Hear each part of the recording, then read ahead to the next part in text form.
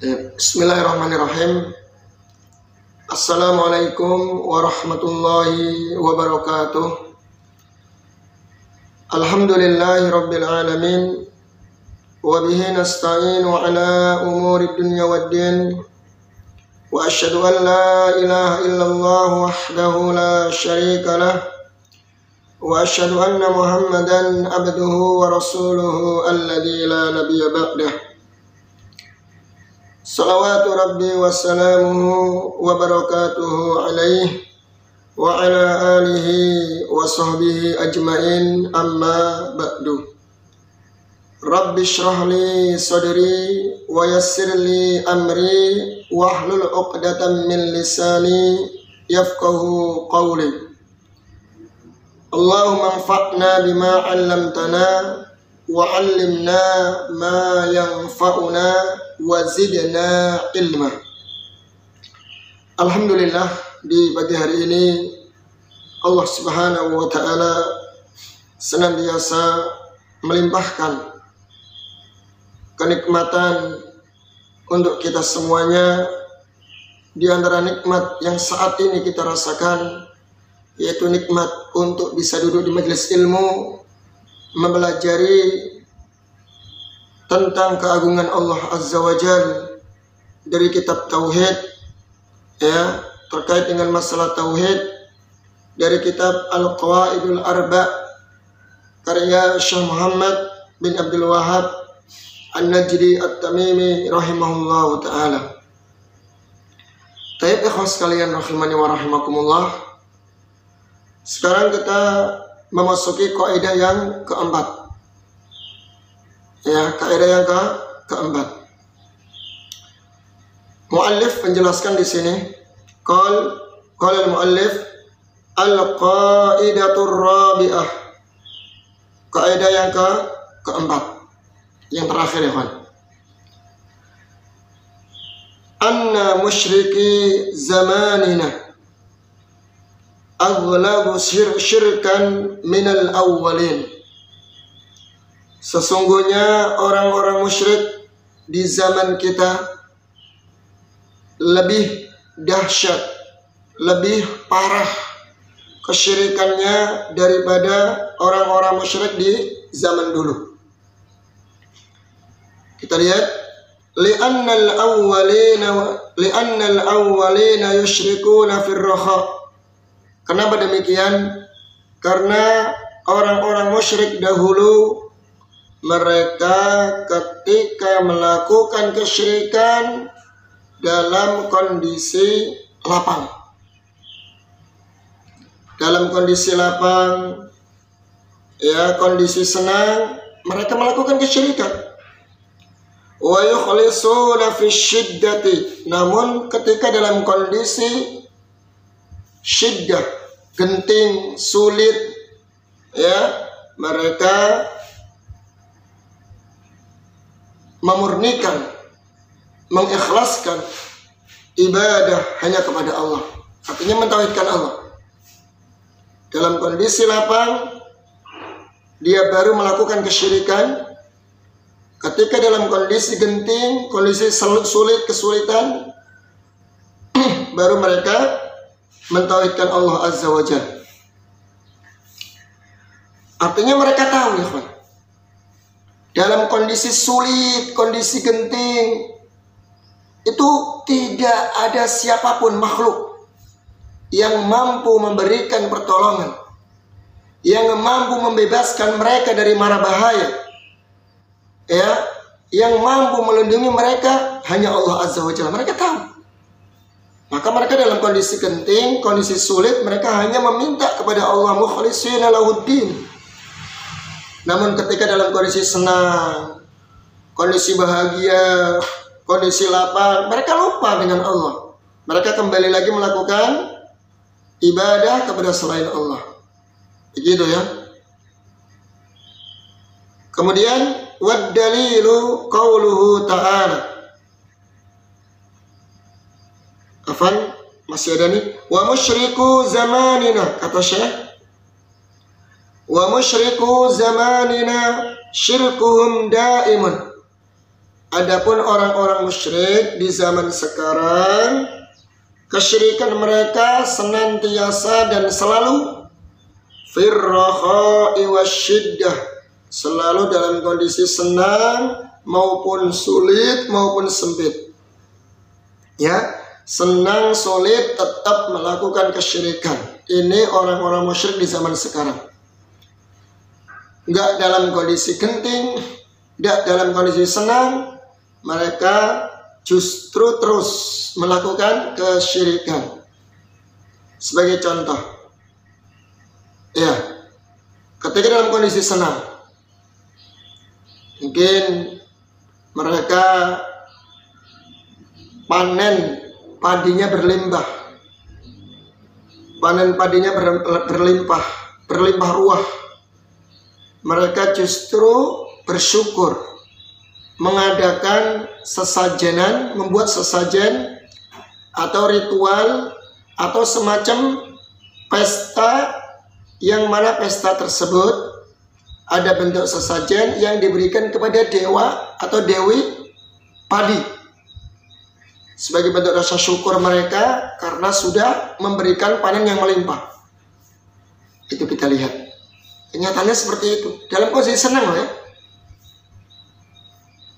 Senang pun mereka minta kepada selain Allah. Ketika mereka diberikan panen ikan di lautan yang berlimpah ruah, ya, mereka memberikan sesembahan berupa sesajen atau yang lainnya, dan mereka merasa bersyukur kepada dewa laut atau Nyi Roro Kudul atau yang sejenisnya. Nah ini, apalagi dalam kondisi genting, dalam kondisi senang saja minta kepada selain Allah, ya, memberikan sesembahan kepada selain Allah, apalagi dalam kondisi genting. Nah, kondisi genting lebih parah lagi.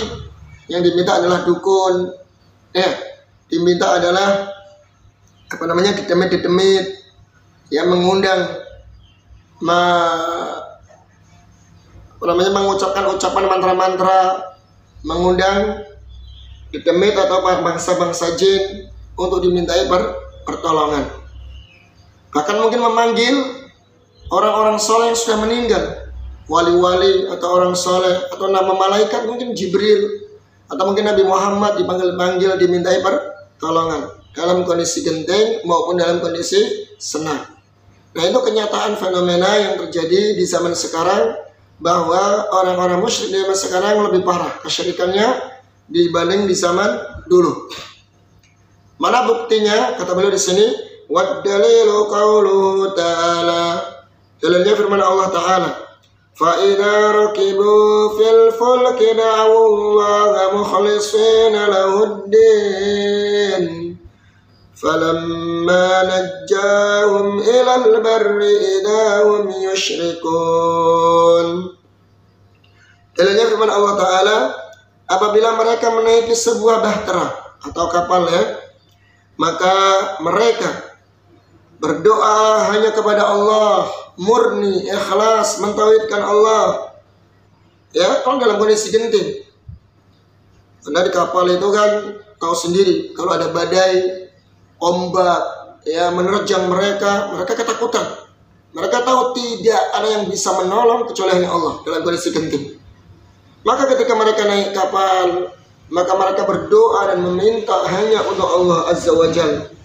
Falamma najjahum ilal barri idahum yushrikun. Namun tatkala mereka diselamatkan, Allah selamatkan mereka ke daratan. Ya, sampai di daratan, maka tiba-tiba mereka kembali melakukan kesyirikan. Ini kondisi orang musyrik di zaman dulu. Kata beliau, wallahu a'lam wa sallallahu ala nabiyyina Muhammad wa ala alihi wa sahbihi wasallam. Baik. Sekarang kita jelaskan sedikit syarah dari Syekh Dr. Haisam. Wa bayyana al-muallif rahimahullah fi hadhihi al-qa'idah Jadi penulis Syekh Muhammad menjelaskan dalam kaidah yang keempat ini, mada khuturati mauqifi musyriki zamanina, sepanjang bahaya sikap orang-orang musyrik di zaman sekarang kita ini. Ya, tentang bahayanya orang-orang musyrik di zaman sekarang. Idhum asyaddu syirkan minal musyrikin al-awwalin, di mana mereka, ya, kesyirikan mereka lebih parah dari kesyirikan atau kesyirikan yang dilakukan oleh orang-orang musyrik di zaman terdahulu. Lianna musyriki zamanina yusyrikuna billahi fi syiddati warraha, karena orang-orang musyrik di zaman kita ini mereka melakukan kesyirikan kepada Allah dalam kondisi sulit maupun dalam kondisi senang. Amma musyriku al-madi, adapun orang-orang musyrik terdahulu, fa innahum yusyrikuna fir rakhai, maka sesungguhnya mereka melakukan kesyirikan dalam kondisi senang saja.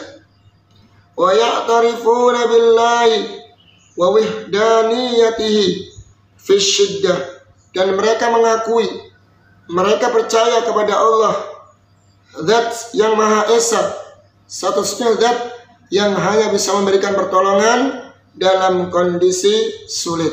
Nah ini, jadi kalau orang-orang musyrik di zaman dulu, kesyirikan mereka hanya dalam kondisi senang. Namun ketika mereka dalam kondisi genting maupun sulit, mereka minta hanya kepada Allah, dan mereka meyakini hanya Allah sajalah zat yang dapat menolong, memberikan perlindungan ketika dalam kondisi sulit. Namun anehnya di zaman musyrik zaman sekarang, mereka melakukan kesyirikan dalam kondisi sulit, genting maupun dalam kondisi senang. Ini yang sangat miris, ya. Bukan berarti kita mengatakan bahwasannya orang-orang musyrik dahulu baik, ya, lebih baik. Enggak, ini dalam suatu kondisi saja, kondisi ini saja. Kondisi mereka di mana ketika naik kapal di tengah lautan, ketika mereka diterpa sama ombak, badai, angin yang sangat kencang, mereka minta hanya kepada Allah. Ya. Jangan kemudian beranggapan bahwasanya orang musyrik itu berarti orang musyrik zaman dulu lebih baik dong daripada orang musyrik sekarang. Ya, dari satu segi saja ya kawan ya. Baik. Fa idza kana al-kuffaru alladziina bu'isa fihimun nabiyyu sallallahu alaihi wasallam aqallu syirkan wa kaffarahumullah, maka apabila orang-orang kafir yang mana Rasulullah diutus di tengah-tengah mereka, yang kesyirikannya lebih sedikit, namun Allah kafirkan mereka disebabkan karena kesyirikan mereka. Bayangkan, sekalipun mereka ketika dalam kondisi genting, kondisi sulit, mereka meminta hanya kepada Allah Azza wa Jalla, tetap Allah Subhanahu wa Ta'ala dan Rasulullah kafirkan mereka, dan mereka tetap diperangi. Ya, karena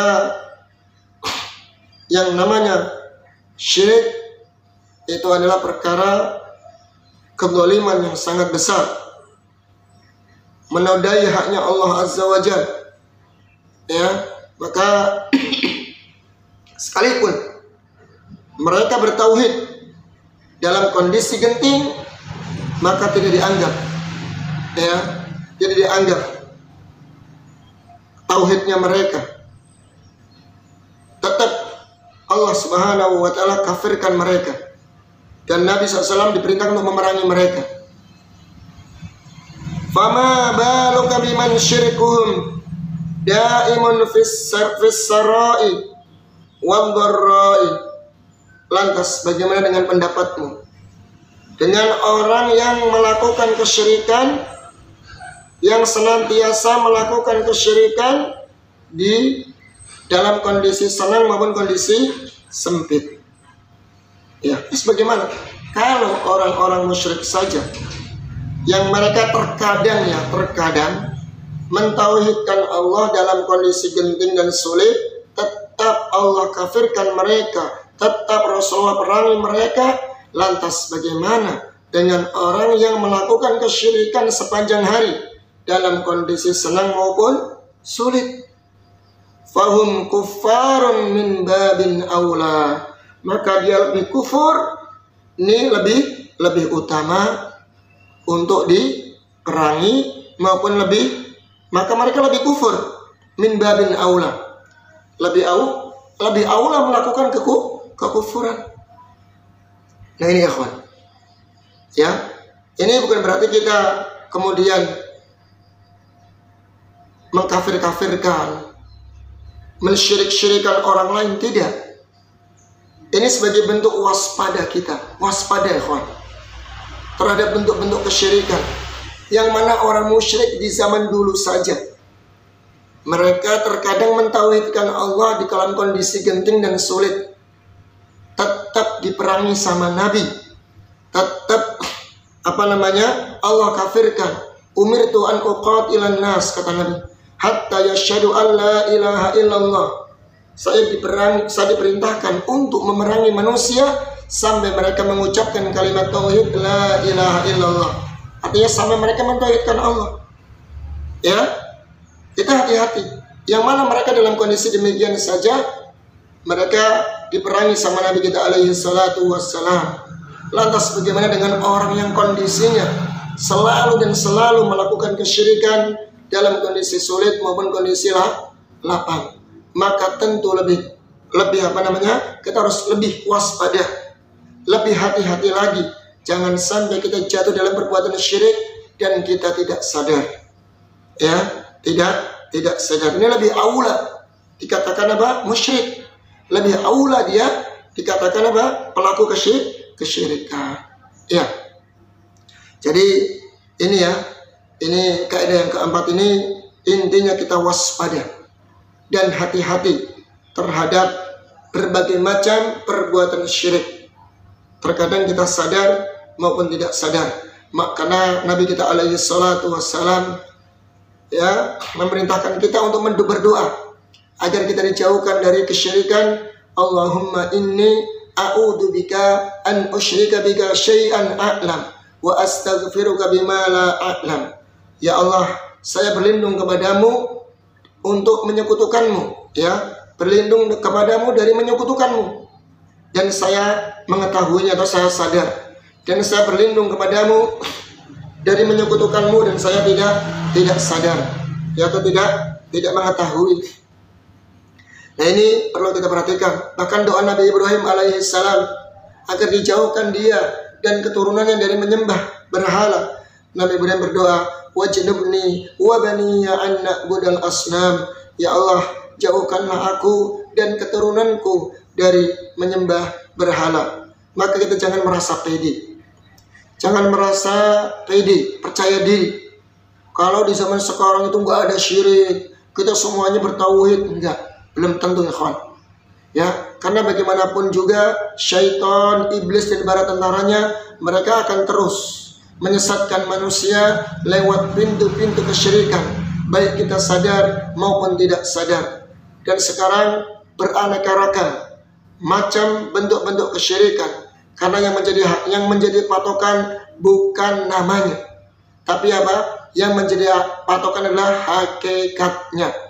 Di zaman sekarang banyak sekali orang menamakan dengan ini kan sudah tradisi, ini kan sudah kearifan lokal, ini kan yang harus kita lestarikan, ini adalah warisan nenek moyang kita, inilah budaya kita. Tapi kalau di dalamnya ada bentuk-bentuk kesyirikan, meminta kepada selain Allah, ritual merendahkan haknya Allah Subhanahu wa taala, ya, berbentuk kesyirikan, maka bagaimanapun juga disebut namanya, maka tetap itu namanya syirik dan wajib kita meninggalkannya.